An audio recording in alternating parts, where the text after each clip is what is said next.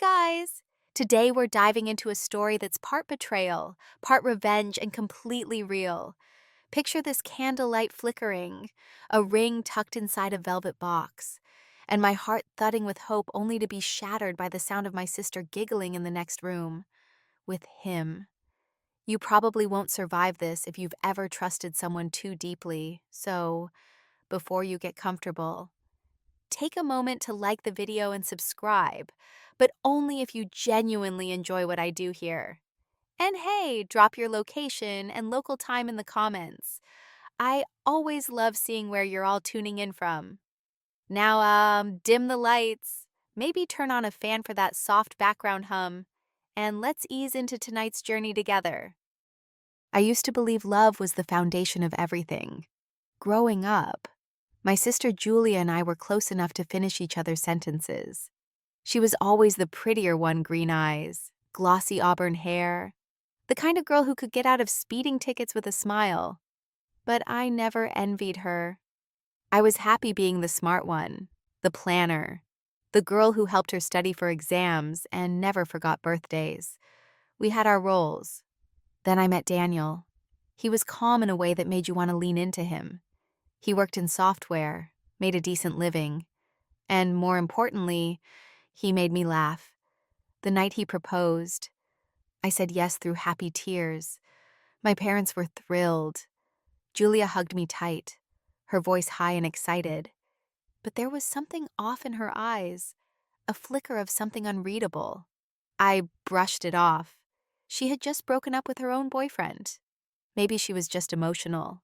Wedding planning began. I was giddy, texting her pictures of dresses, Pinterest boards, cake samples. She offered to help with everything. "Let me take some of the stress off your shoulders," she said, flipping her hair the way she does when she's winning something. One night, I came home early from a dress fitting that had been canceled last minute. Daniel wasn't answering my texts. Neither was Julia. I remember kicking off my heels in the hallway, setting down my keys quietly. The house was too quiet, eerily still. Their laughter came from the living room. I froze before turning the corner, my brain trying to rewrite what I was hearing. But then I saw them on the couch, her hand in his hair, his mouth on hers. The room spun. I didn't scream. I didn't cry. I just walked out. He followed me, stammering my name like it had suddenly become sacred. Julia stayed on the couch. She didn't even look ashamed. I drove around for hours that night, sobbing until my throat was raw. How do you process betrayal from two of the people who knew your soul best? In the days that followed, my phone became a war zone. Messages from him, saying it was a mistake, that it didn't mean anything. Messages from her, shorter, colder. "You were always too good for him anyway." I moved out of our shared apartment and into a one-bedroom rental with a broken heater and peeling wallpaper. My job performance slipped. I showed up late, missed deadlines. Eventually, I quit before they could fire me. My parents were horrified, not by her betrayal, but by the scandal. "Can't you just move on?" my mother said, like I had tripped and scraped my knee. And Julia, she and Daniel went public. Instagram posts of brunch dates and weekend getaways, comments filled with heart emojis. She looked radiant. He looked relieved. I felt like a ghost, not just invisible, but irrelevant. I stopped attending family dinners. I didn't answer her calls. I watched her life bloom on social media, while mine curled into itself like a dying vine. I didn't even have the energy to hate her. Not yet. But that would change. Section 2, there's a certain numbness that comes after a heartbreak so personal, so all-consuming, that even the tears give up. That was me for the next 2 months. I wasn't living, I was floating. I stayed indoors, slept odd hours, ordered takeout, and stared at walls more than screens. Time blurred. Even my reflections seemed tired of me. The hardest part wasn't losing Daniel. It was losing Julia. We weren't just sisters, we were best friends. She knew my secrets, my fears, the way I organized my playlists by mood. She knew how I wanted my wedding to feel candlelit, intimate, with Mumford and Sons playing softly in the background. She knew all that, and still took him. But even betrayal has its expiration date. Eventually, my landlord threatened eviction if I missed one more payment. I hadn't touched my resume in years, but desperation lit a fire beneath me. I started applying for anything receptionist, admin assistant, even retail, which I swore I'd never do again after high school. And then came the email that changed everything. Ms. Harper, we'd like to invite you for an interview for the executive assistant position at Caldwell Creative Group. Caldwell Creative. The name felt familiar. A quick Google reminded me luxury events, influencer clients, five-star galas, the kind of place Julia used to dream about working for when she was still figuring herself out. I almost didn't go. I didn't feel ready to be around beautiful, successful people who probably had never cried into gas station wine at 3 a.m. But I needed income. And something told me the universe was giving me a nudge. I showed up for the interview in the only blazer I owned, a navy one with a threadbare cuff. My nerves nearly derailed me until the receptionist Elsie smiled and offered me lemon water. It felt like a small kindness in a world that had recently forgotten how to be kind. And then I met him, Gavin Caldwell, tall, late 30s, charcoal suit, a presence like gravity. He didn't smile when he walked in, just extended a hand and said, "You're early, so that's a good sign." Our interview was strange. He didn't ask me about Excel formulas or office phones. Instead, he looked at my resume for 10 seconds, then said, "You left your last job suddenly. Care to explain?" I told him the truth? Maybe not all the details, but enough. I said I'd had a personal crisis that made me reevaluate everything. He studied me with eyes that didn't blink much. "You strike me as someone who doesn't break easily," he said. "But if you're lying, I'll find out, somehow." That wasn't as terrifying as it should have been. I got the job. The first weeks were intense. Gavin was demanding, meticulous, and allergic to small talk. But he wasn't cruel. He gave credit where it was due. He noticed everything from the way I color-coded his meeting notes to how I refilled his mints without him asking. At night, I would crash into bed feeling oddly stable, like my life had structure again. And under that structure, a slow flicker of self-worth began to relight. Then one afternoon, everything changed. I was organizing a client file when I saw Julia's name on a guest list. She was attending a spring fundraiser hosted by Caldwell Creative, Gavin's company, my company. Her name was printed next to Daniel's, followed by the word VIP. I stared at that name for so long my eyes blurred. I thought about deleting it, calling in sick, asking to work the coat check. But then I thought, no, let her see me here. Let her see me thrive. I asked Gavin if I could shadow the event. He raised an eyebrow.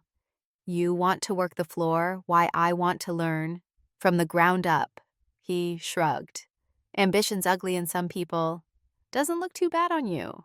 That night, I wore a sleek black dress from the office's shared wardrobe archive, one that fit like armor.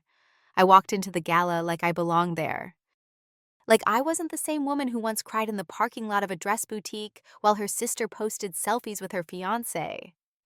And then I saw them, Julia and Daniel, clinking glasses, taking selfies, laughing too loud. My lungs shrank, but I didn't leave. Instead, I smiled, handed them their place cards, and welcomed them with poise I didn't know I possessed. Julia blinked. "Wait, you work here?" I smiled wider. "Actually, I work with Gavin. I'm his executive assistant."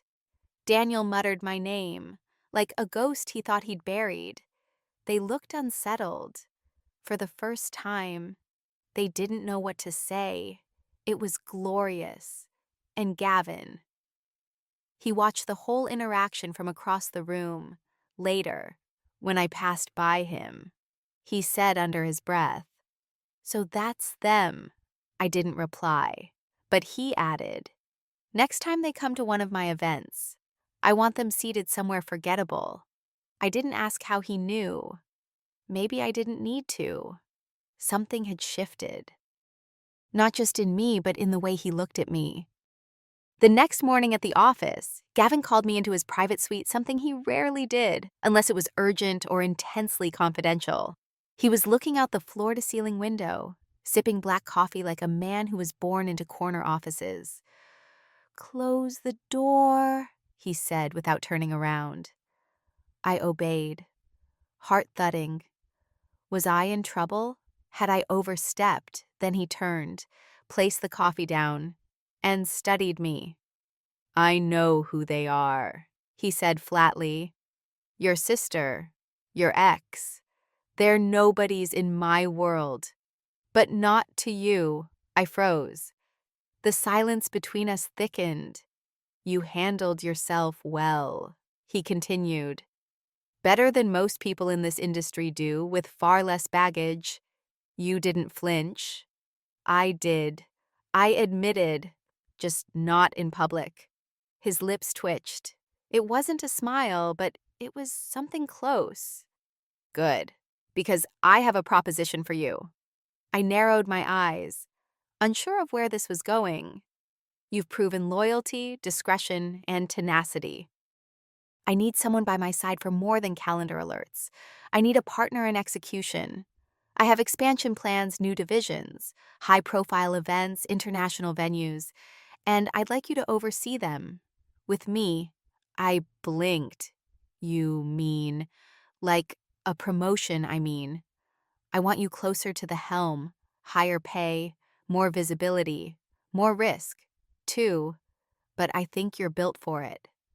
I said yes before I fully understood what I was stepping into. Maybe it was impulsive. Maybe it was hunger. Or maybe it was the sweet, pulsing echo of a plan forming in the back of my mind. The next few months were a whirlwind. I traveled with Gavin to Paris, Milan, and Sao Paulo. I learned how to speak in terms of branding synergy and profit margins. I watched him navigate rooms like a chess master, always 3 moves ahead, and slowly, something unspoken grew between us. It wasn't romantic, not yet, but it was magnetic. He began to ask about my ideas, not just logistics. He let me challenge him in private meetings. When I once spilled water on a VIP's shoes, he looked over and said, "She's dramatic. You gave her a story to dine on." Well done. No condescension, no gaslighting, just space to exist and be human. One night, after an exhausting gala, we shared a bottle of wine in his penthouse suite overlooking the skyline. It was the first time he'd truly relaxed in front of me. "I used to think people were either useful or they weren't," he said, swirling the wine. "Then I met someone who made me think differently, who I asked. You." He didn't reach for me. He didn't try to seduce me. He just looked me in the eyes and said it like a fact. I didn't sleep that night, not because of excitement, but because something delicate had shifted inside me, like a glass figurine slowly warming in the sun, softening just enough to bend without breaking. Then came the charity gala, the biggest one of the year. Black tie, full media coverage, everyone who was anyone in attendance, including Julia and Daniel. They were on the guest list again, though this time. I was the one approving it. I placed them at a table near the rear of the ballroom, behind a column, close to the kitchen, just as Gavin suggested months ago. And then, 2 weeks before the event, Gavin did something unexpected. He asked me to be his date, not his assistant, not his second in command, his date. My breath hitched when he said it. "Why?" He raised an eyebrow. "You're brilliant, composed, and lethal when necessary." Why wouldn't I? I didn't say yes right away. I went home and stared at my reflection. Could I stand beside a man like Gavin and not feel like a placeholder? But then I remembered the version of me Julia tried to break. And I thought, yes, yes, I can. The night of the gala, I wore a fitted midnight blue gown that whispered elegance with every step. Gavin wore a tux so sharp it could cut glass. When we walked in, people noticed, and so did Julia. Her face cracked into confusion, then discomfort, then a forced smile. She leaned toward me later, whispering, "You're dating him." I sipped my champagne slowly. Not that it's any of your business, Julia, but yes. And it's the healthiest relationship I've ever been in. Daniel looked like he wanted to vanish into the wall. The cameras snapped. The press circled. And for the first time in over a year, I felt untouchable. It wasn't just revenge. It was resurrection. Later that night, Gavin took my hand under the table and gave it a gentle squeeze. He didn't need to say anything. Neither did I. In the days after the gala, the whispers started. Online magazines began speculating. Who is the mysterious woman on Gavin Caldwell's arm? Articles circulated, pairing our pictures, praising my poise, my refreshing elegance.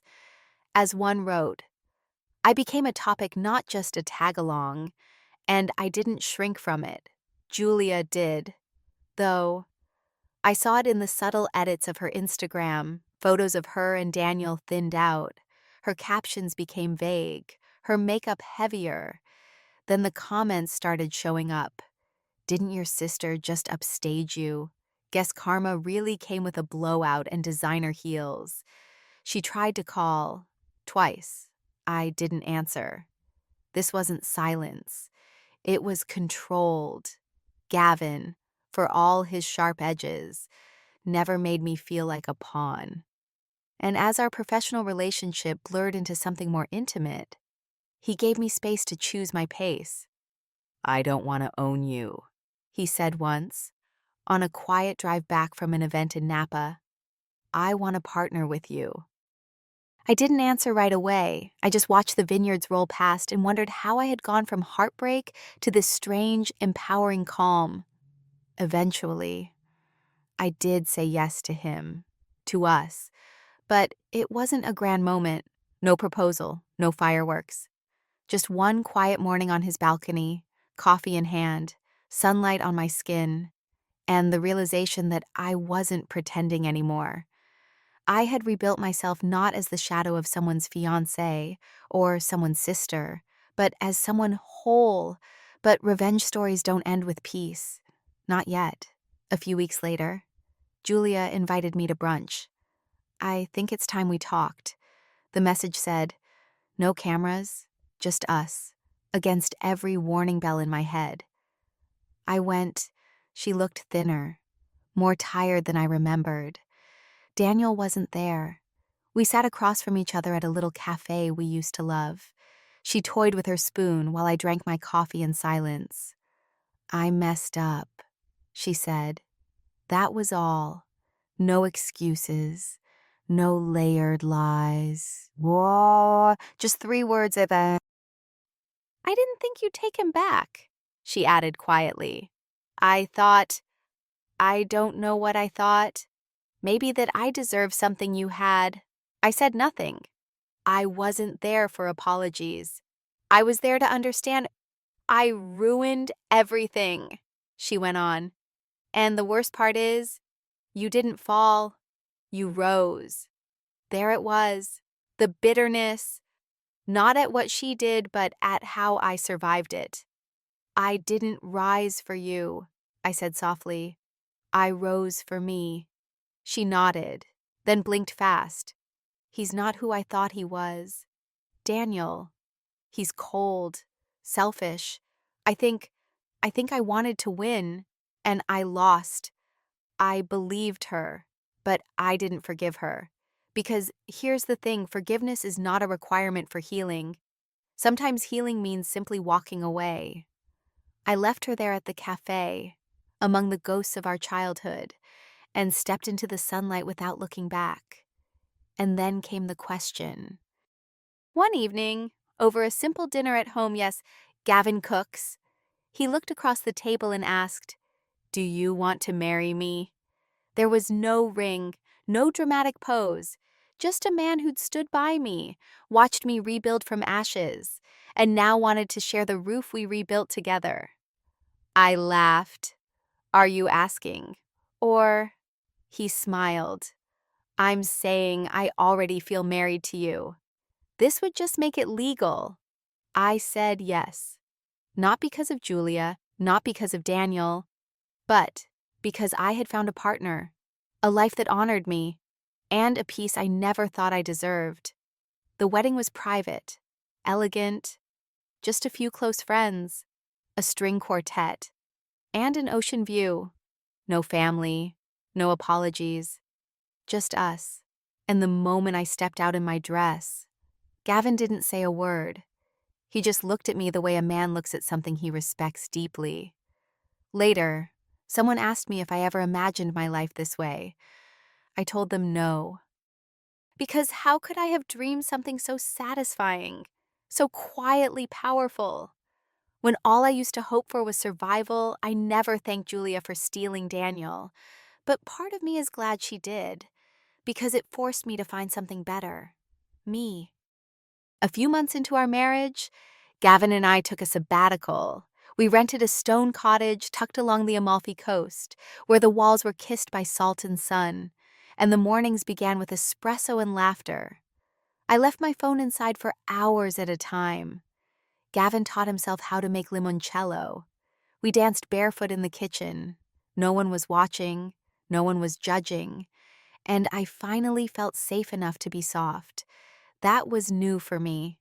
You see, revenge had been my armor. It gave me something sharp to hold when everything else had crumbled. But it's a lonely kind of power, the kind that demands constant fuel. And when there's no more fire left, you either set yourself ablaze or you learn how to warm yourself differently. I chose the latter. That's not to say Julia and Daniel vanished from our lives completely. Word gets around. Daniel was laid off during a merger. Julia tried to pivot into freelance event planning, but her name didn't carry the sparkle it used to. Once, a new client mentioned they'd met my sister at an event she was hosting. "She has your eyes." The client said, "But not your clarity." That stayed with me. I didn't reach out to Julia again. We both understood that some bridges burn too thoroughly to be rebuilt, and maybe that's all right. Not every bond is meant to last forever. Some simply teach you how strong you are when it breaks. As for Daniel, the last I heard, he was living in a downtown condo he could barely afford, clinging to old status symbols that now rang hollow. The silence between us is permanent. There are no more apologies, no more what ifs, only distance and peace. My parents eventually adjusted, slowly, awkwardly. They asked questions, offered weak justifications for their silence during the fallout. I let them talk. I didn't fight anymore. I had nothing to prove. I never told them about the full extent of my plan, the gala, the placement of the seating charts, the way I played my own game in silence. Some victories are sweeter in private, and Gavin, he's still Gavin, hard-shelled, brutally efficient, tender in ways only I get to see. We work side by side, still building, still dreaming.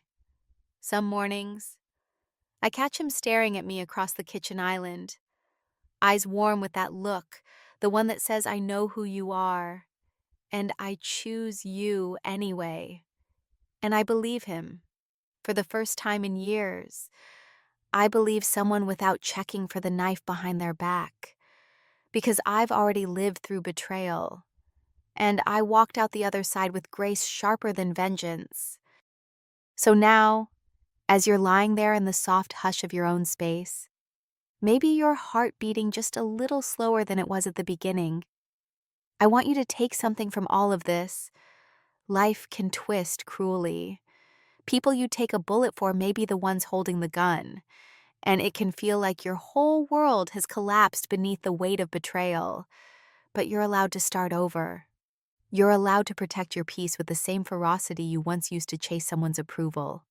You don't have to burn everything down. Sometimes, silence is louder than any explosion. Sometimes, not responding is the response. And sometimes, the sweetest revenge isn't revenge at all. It's moving forward so beautifully that it makes the people who broke you wonder if they ever mattered. So tonight, let the past float away like the last notes of a fading lullaby. You're not that version of yourself anymore. The one who begged for clarity, who cried into pillows, who searched for answers in other people's lies. You're here now. You're whole.